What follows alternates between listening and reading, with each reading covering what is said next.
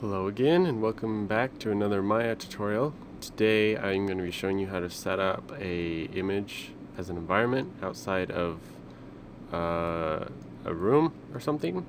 So let me reverse that real quick. So when you look out these windows, because if we render this now, it's going to be black nothingness outside the windows, and we want to put a environment without just an image of an environment out there, so we don't have to make an environment. Make it easier. And if you notice, both of our each window is on a different wall, so we're going to need to curve our plane to get the projection to be as close as possible to realistic. Okay, so first off, I'm going to go into my front view. I guess it really doesn't matter. I'm going to click my plane. I'm just going to click on the grid. I'm going to come back to here. Hit F, focus my view. So as you can see, we have a little plane now. It's much too little to be an environment, but I don't want to just arbitrarily scale it up, because when I attach the image, I don't want it to be distorted. So I have this trees panorama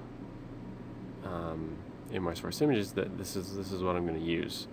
So I need to figure out how big it is, so I know the ratios. I'm going to go properties, details, and it's roughly it's 1114 by 1600 roughly. So what I'm going to do is, in my channel box, we can see the different scale values. I'm going to change scale Z to 1114, and X was 1600, so 16. So I believe that is the correct ratio now. So even if it's the wrong size, if we scale it up, keeping our proportions, it should stay the same. So to make sure, I'm going to open up my Hypershade window. I'm going to create a Lambert shader.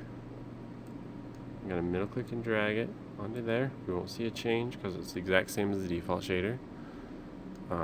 I'll then select my shader, go to Attribute Editor, click on the tiled box, go to File, click on the File folder, click on Trees, Open, and okay. So it's turned the wrong direction right now.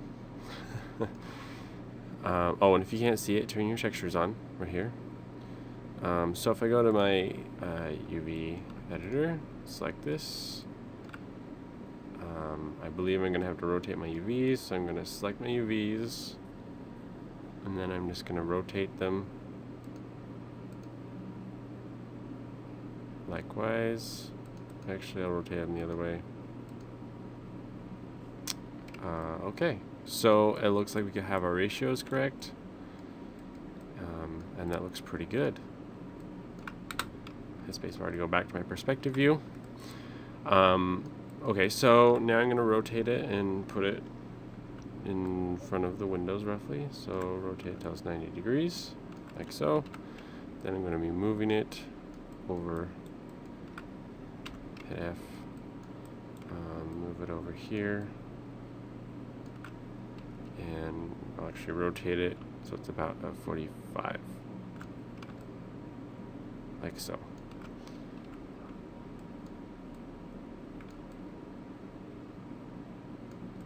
So if we look through our windows now, we're pretty close. But as you can see, since it's further away in this window than it is in this window, you can see the top and the bottom here. And I don't really want to scale it up too much more. And if I scoot it closer, I could scoot it a little bit closer, and that would help. Like this.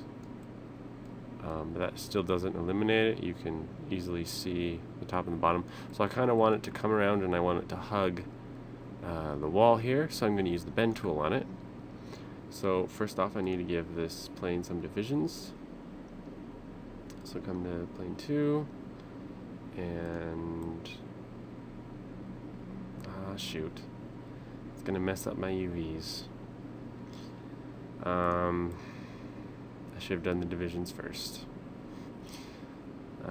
But we just want divisions this way. I'm going to give it 50. Oh, what do you know? It screwed up our UVs. So I'm actually going to undo this. Total 4. I messed with the UVs. Okay. So now I should be able to safely add in. Nope. Divisions. I can then go to UV mode, select the UVs, rotate them like so. And now we're back to where we were. I'm going to quickly move it over to where we had it. Oh, shoot. Holding J to constrain it. And then I'm just scooching it to where I want it. Somewhere about there. Okay, so I hurry and fix that. I'm going to come over to my animation menu, create deformers, nonlinear, bend. Yeah, as you can see, our bend handle is turned the wrong direction, so I'm going to rotate that. Lickety split. Let's see if our curvature is going the right way. No, it is not. So it also needs to be rotated 90 degrees this way. Like so. Now our curvature should be correct. Yes, it is. So I'm gonna curve it around something like that. In my outliner, I'm going to select my bend handle and my plane, group them together, center the pivot, so I can move them around together without screwing up my curve. I think I'm going to scale everything up. Okay, so then if we look outside, we have a nice image plane. I don't have any lighting set up, but if I do render this, it should look at least like there is an environment outside. This is already adding to the realism. I mean, of course, it's not going to be totally believable, but it's more believable than black nothingness. So that's a quick rundown on how to set up an image plane that's to scale proportionally, and then some methods of getting it to wrap around your environment. If you had windows on 3 sides, you would have to reevaluate how you'd want to do it. You'd probably want to get a wider image than this, maybe a full 360, and then have it, the main bend would be right here on this wall, and then it would curve around here and curve around here, and you might have to be careful on your camera angles. I guess if you had a full 360, you could have it go more towards here. You could also map it on the inside of a cylinder and delete the top and the bottom faces. This depends. So that was a quick rundown on that. I hope that was informative and useful, and I'll see you all in my next video.